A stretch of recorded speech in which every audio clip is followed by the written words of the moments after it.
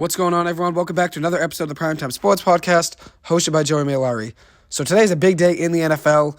It is actually the deadline to franchise tag players in the NFL, so pending free agents can be franchise tagged by their respective teams, and the deadline is today at 4 o'clock. So some players that are actually in discussions right now to try to sign a long-term contract with their teams, including Daniel Jones with the New York Giants and Lamar Jackson with the Baltimore Ravens. I'll give you my thoughts on both those guys at some point in this episode. I'm going to start off with the Seattle Seahawks, who just re-signed Geno Smith to a 3-year, $105 million deal yesterday.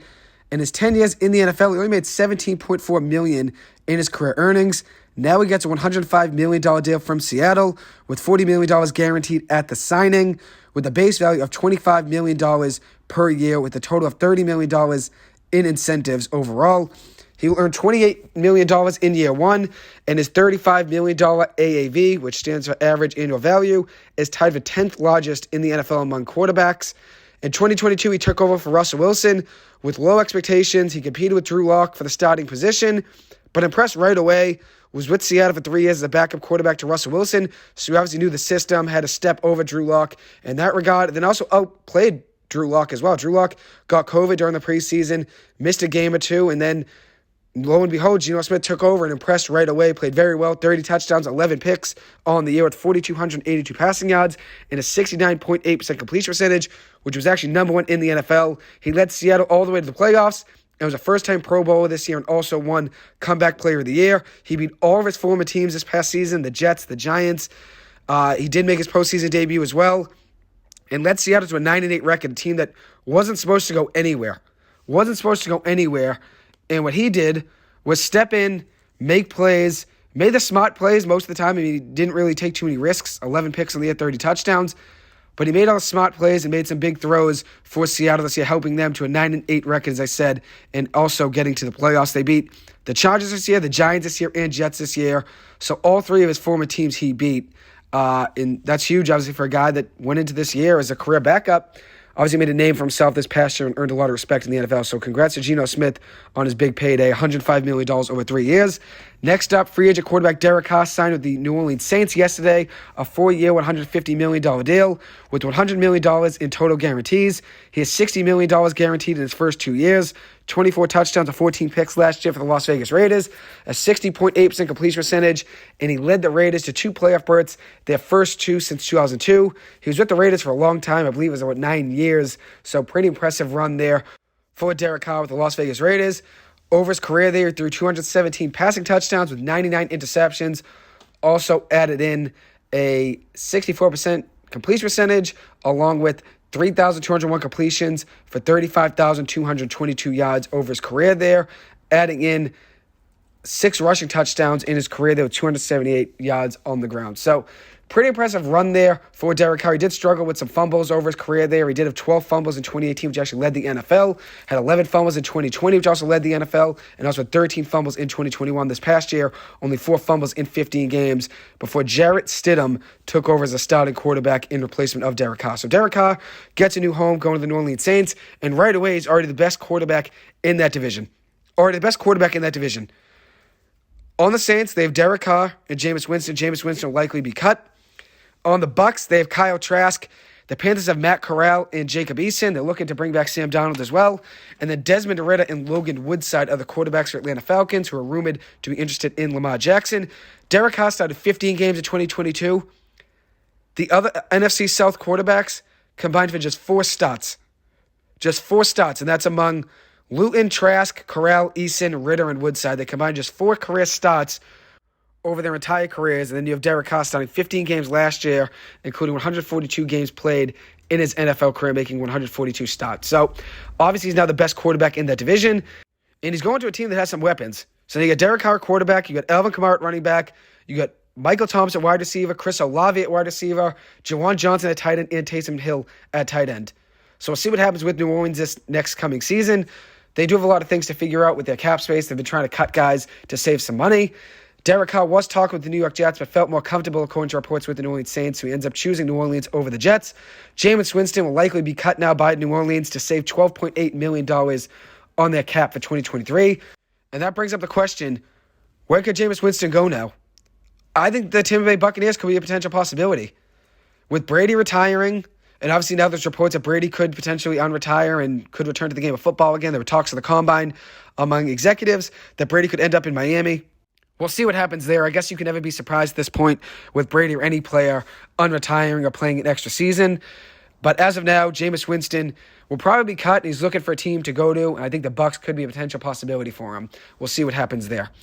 The Chiefs are releasing defensive end Frank Clark. Frank Clark's release will leave Kansas City with just about $7.7 million of dead cap space, freeing up $21 million of cap space overall. So $21 million freed is a huge way to go into the offseason and make some moves. Obviously, $21 million, you can sign probably two players with that, two good players for $21 million, or you can go for one premier player. And that's what a lot of teams are doing here. I'm going to break down a lot in this episode of teams clearing the house, cutting a lot of players to try to free up cap space, and that's what it seems like is a trend across the NFL this season. So Frank Clark being cut saves the Chiefs $21 million of cap space. Clark had a $28.7 million cap hit in 2023. He, according to reports, didn't want to renegotiate his deal or take a pay cut. So the Chiefs end up cutting him and cutting ties with them. He was with Kansas City for 4 years after being traded from Seattle to the Kansas City Chiefs in 2019. He won 2 Super Bowls with Kansas City and earned 3 Pro Bowl nods.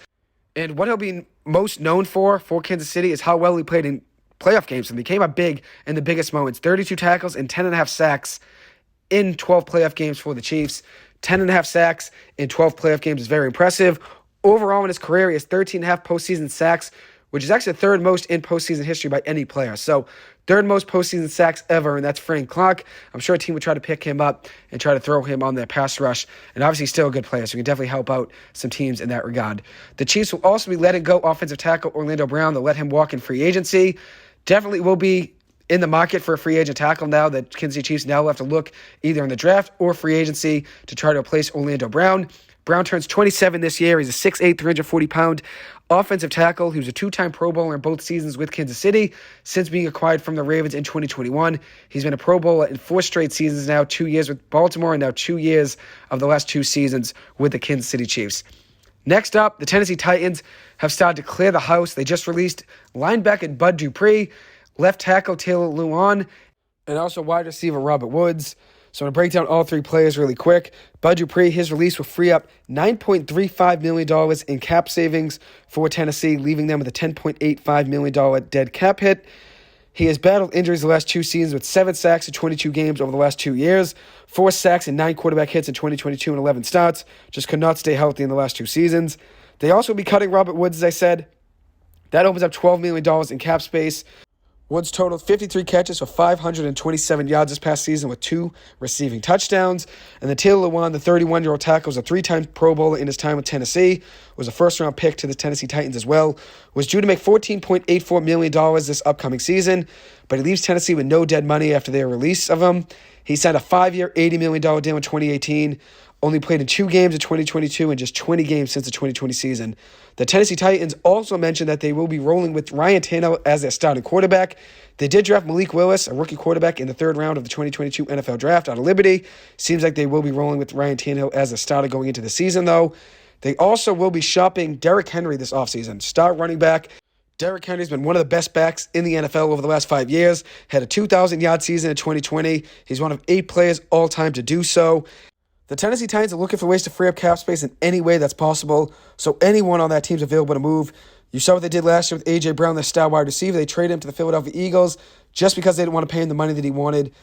Ends up not really working out for Tennessee. They tried to find a wide receiver 1 in the draft last year and didn't really do so. So they've created a bigger hole for themselves by picking and choosing who they pay, and at the end of the day, not paying A.J. Brown didn't really work out for them, and who knows what would happen if they were to trade Derrick Henry. But trading him would actually save $6.26 million in cap space for Tennessee. So if they're able to move him, they're saving about $6 million. He's scheduled to make $10.5 million in the 2023 season, which after the season, he will be a free agent. So we'll see what happens there with Derrick Henry. Now I'm going to move on to the New York Giants. The New York Giants front office and Daniel Jones' agents have talked well into the night last night, according to Ian Rappaport of NFL Network. Obviously, the deadline is 4 p.m. today, so just about a couple hours from now is a deadline to see who's going to be franchise tagged in the NFL and who isn't going to be. Things have gotten tense, I heard, overnight between Daniel Jones' agents and the New York Giants front office, but the sides are still talking and looking to strike a deal before the 4 p.m. deadline. The team would rather give Daniel Jones a long-term contract in order to avoid the franchise tag because the tag money is all guaranteed and cannot be restructured, so the Giants have about $46 million in free cap space for this upcoming season. You give Daniel Jones a franchise tag, that's about $32 million, and at the end of the day, that can't be moved into next year's cap space. That's guaranteed for this year on this year's cap for 2023.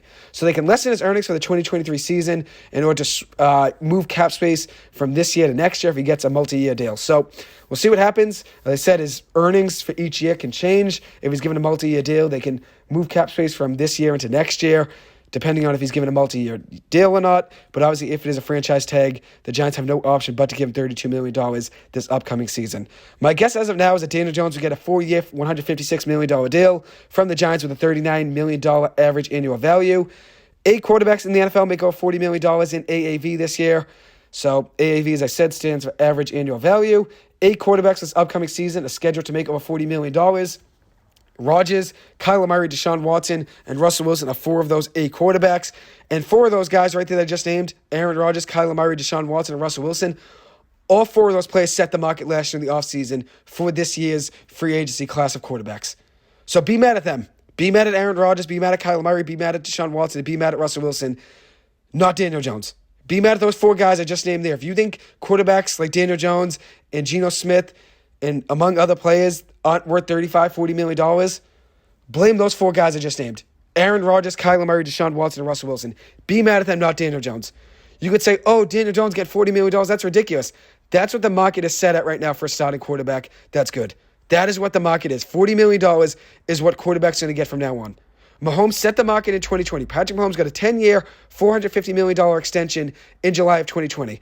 That was a lot back then, $45 million in average annual value, but other quarterbacks have gone over that in AAV over the past few years, including Aaron Rodgers, including Russell Wilson, including Kyler Murray, including Deshaun Watson. That's 4 quarterbacks making over $45 million. 4 quarterbacks making over $45 million in average annual value. So be mad at those 4 guys, not Daniel Jones. Daniel Jones is going to make the money he deserves, and that's what quarterbacks are making in this open market. Is any quarterback besides Patrick Mahomes worth $45 million?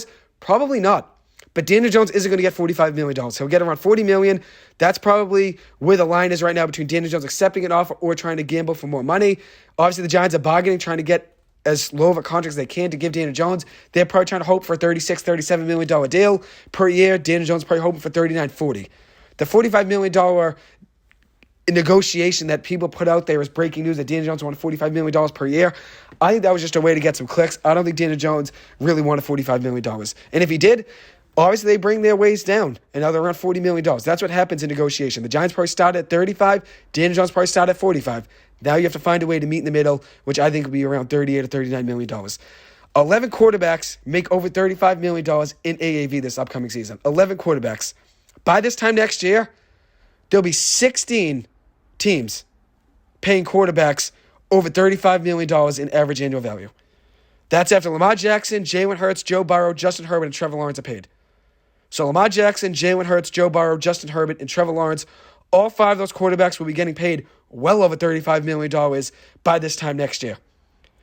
So that will leave Daniel Jones' contract around $38 to $39 million, which that's what I'm forecasting. That's what he'll get.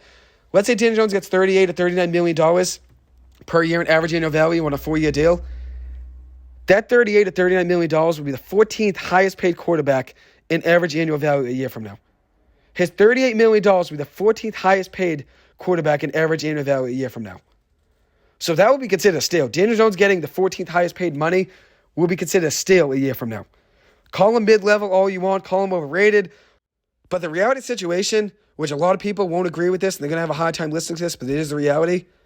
A year from now, $38 to $39 million will be around the 14th to 15th highest paid quarterback in average annual value. A year from now, Daniel Jones' $38 to $39 million will probably be 14th in quarterback average annual value. And that's if he signs $38 to $39 million. I'm just guessing here. That's what he's going to get around. We'll see what happens, obviously. But call him mid-level all you want, which I disagree with. Call him an overpay at $38 million. But by this time next year, his $38 million will be around the 14th highest paid quarterback in the year of 2024 in average annual value. So we'll see what happens here with Daniel Jones. The Giants have up until 4 o'clock today to make a decision on whether or not they will franchise tag him. But as I said, a year from now, Daniel Jones' $30 or $39 million, if that's what he gets, will be considered a steal, in my opinion. Because he'll be the 14th highest paid quarterback in the NFL. Is Kyler Murray worth $46 million? No. Is Russell Wilson worth $48.5 million? No. Is Deshaun Watson worth $46 million? No.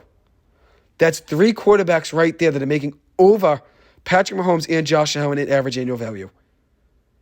But when it's those guys getting that money, it's fine. But if Daniel Jones gets that money or gets $40 million and is still under Patrick Mahomes, but he gets $40 million, it's considered crazy.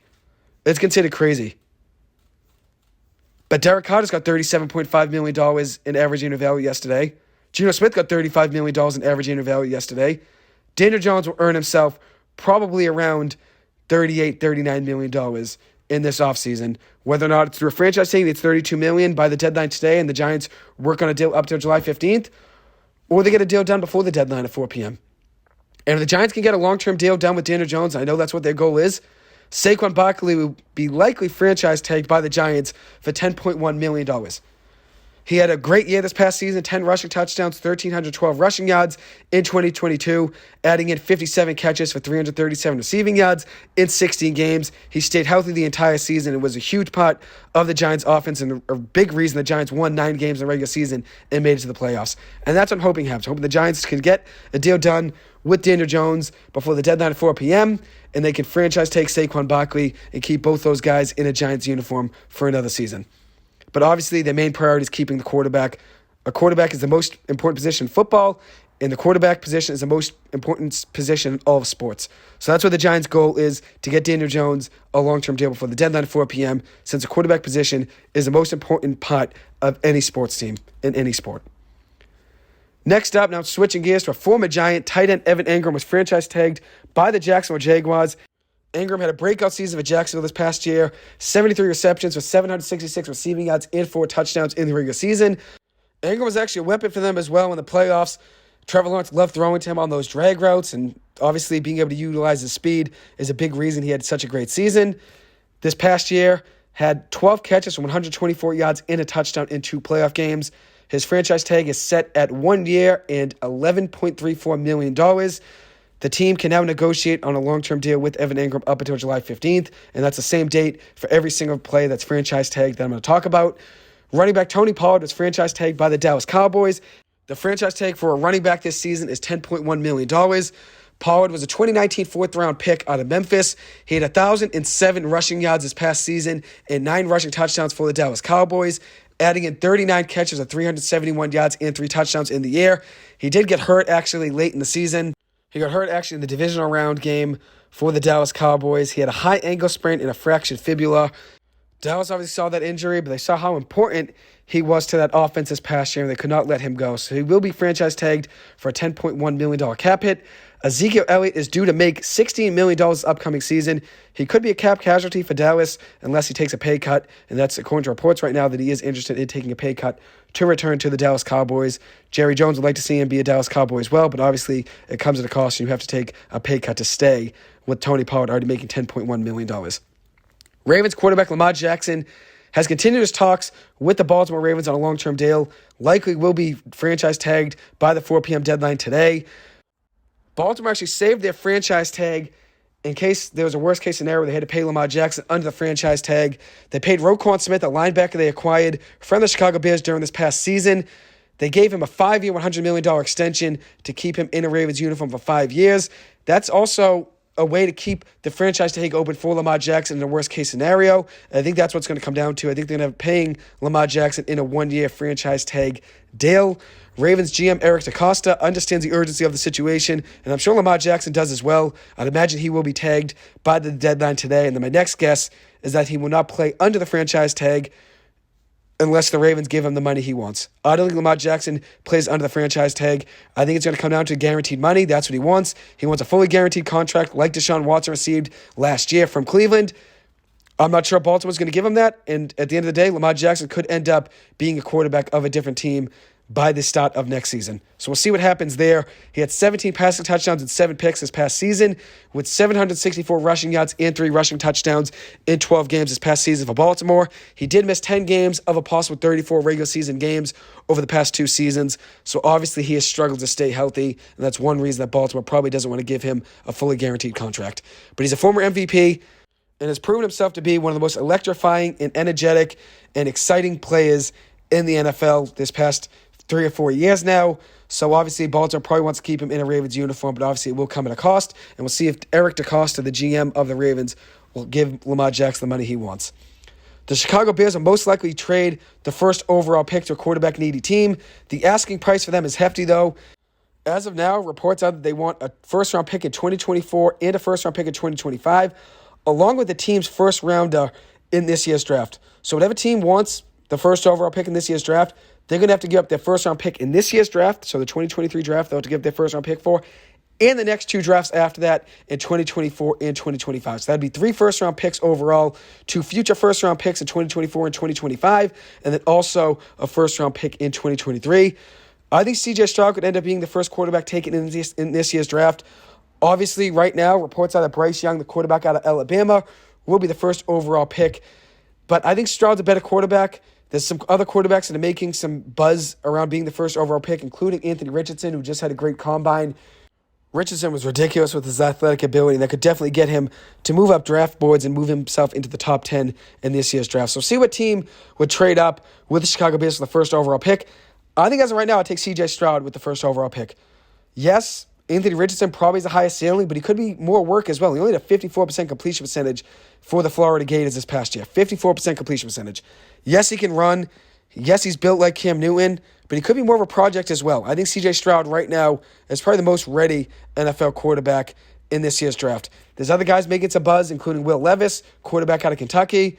But as of now, with Bryce Young still the favorite to be the first overall pick, the Bears are reportedly going to stay with quarterback Justin Fields as their franchise quarterback, according to GM Ryan Poles, which I understand is probably the best decision for them to roll with Justin Fields. He's still under a rookie deal for at least 2 more seasons and a potential 50-year option as well, which I'm sure they'll pick up. So he'll be under the control of the Chicago Bears for 3 more years. There's no need to restart with a different quarterback, I don't think. I think Fields could be a good quarterback in this league. He obviously needs some offensive line help and another receiver or 2 around him to help him succeed. Talks are starting to heat up, though, among quarterback-needy franchises to see who will trade up to get the first overall pick. And there's 4 potential teams I could see trading up. The Indianapolis Colts, the Carolina Panthers, the Atlanta Falcons, and the Las Vegas Raiders are all potential suitors of the first overall pick. The Colts, I believe, the easiest road to trade up to the first overall pick. They have the 4th overall pick in this year's draft and definitely could make it happen to trade up for the first overall selection. And the Colts these past 4 or 5 years have just been running with quarterbacks on a 1-year basis since they lost Andrew Luck. So Andrew Luck's last season with the Indianapolis Colts was 2018. He retired before the 2019 season. Jacoby Brissett took over as a starting quarterback in replacement of Andrew Luck. Then Brian Hoyer actually even got a start when Brissett got hurt in Week 8 of the 2019 season. Phillip Rivers was brought in the 2020 offseason. Rivers only lasted 1 year with the Indianapolis Colts after signing a 1-year, $25 million deal in the 2020 offseason. Just 1 season he lasted in Indy with 24 passing touchdowns and 11 picks, leading the Colts to an 11-5 record in the 2020 season. They end up falling in the wild card game against the Buffalo Bills in the 2021 playoffs. Next up was Carson Wentz. They brought Carson Wentz over from the Philadelphia Eagles. The Colts traded a conditional 2022 first-round pick and a 2021 third-round pick to the Philadelphia Eagles in order to get Carson Wentz in a Indianapolis Colts uniform. His 2021 stats weren't bad. 27 touchdowns to 7 picks with a 62.5% completion percentage in 2021 for the Colts. They ended up moving in a different direction. They could have made the playoffs if they won their last game of the regular season in Week 18 of the 2021 season. They ended up losing to the Jacksonville Jaguars 26-11, where Wentz turned the ball over twice in costly situations, was actually sacked 6 times in that game. The Colts ended up moving in a different direction. They brought in Matt Ryan for the 2022 season. They traded Carson Wentz to Washington for a 2022 second-round pick, a 2022 third-round pick, and a conditional third-round pick in 2023.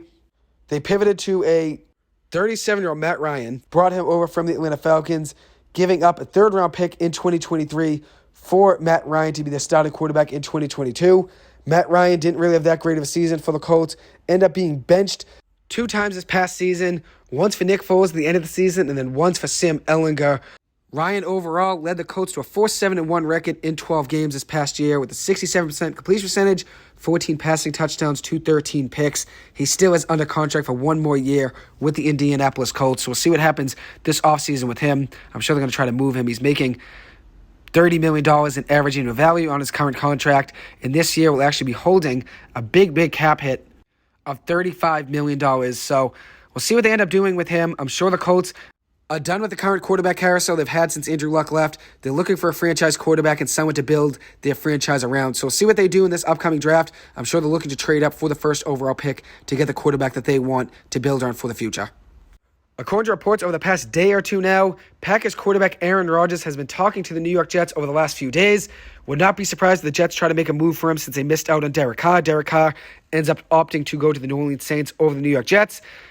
The Packers and Aaron Rodgers have had a weird relationship over the past few years. Rodgers signed a 3-year deal last offseason to stay with the Packers, and now he's looking for a way out of town yet again. The last few seasons, he's actually contemplated retirement, but opted to come back to football last year, and even this year it looks like he's going to play again this season as well.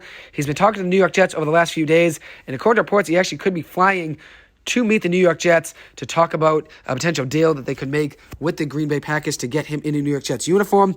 We'll see what happens there. If the Jets miss out on Aaron Rodgers, potential quarterbacks that they could go after could be Jimmy Garoppolo or even maybe Lamar Jackson in a trade after he's likely franchise tagged. We'll see what happens there. In new breaking news here, it's not really that big of news, but the Miami Dolphins will be cutting defensive back Byron Jones on the June 1st date, which is the June 1st designation. If you cut a player past June 1st, you actually save more money against the 2023 cap. The reason why they do that is because if you cut a guy before June 1st, you have more money to use in free agency, so you kind of have an advantage if you cut a player now if you got more money freed up for free agency. But if you hold the guy past the June 1st designation, you actually save more money in the 2023 cap, but obviously you do miss out on free agency or having that money for free agency. So the Miami Dolphins will be cutting Byron Jones after June 1st. That'll save them $13.6 million on the 2023 cap. He had 95 combined tackles and 2 interceptions in 2 seasons with Miami, but really wasn't worth the contract that they gave him overall. The Buccaneers will be cutting left tackle Donovan Smith. Smith had a bad year in 2022, had 12 accepted penalties against him and 6 sacks allowed. Smith was one of the only offensive linemen that stayed healthy for the Tampa Bay Bucs this past season and didn't really do well at all. As I said, 12 accepted penalties and 6 sacks allowed. Did not have a great season. Overall, in his career for Tampa Bay, he played 8 years for the Tampa Bay Bucs, starting 124 games. Cutting him will actually save $8 million in the 2023 cap and leave them with a $10 million dead cap hit this upcoming season. The Buccaneers will also be cutting running back Leonard Fournette. Fournette and the Bucs actually had a mutual decision to split ways.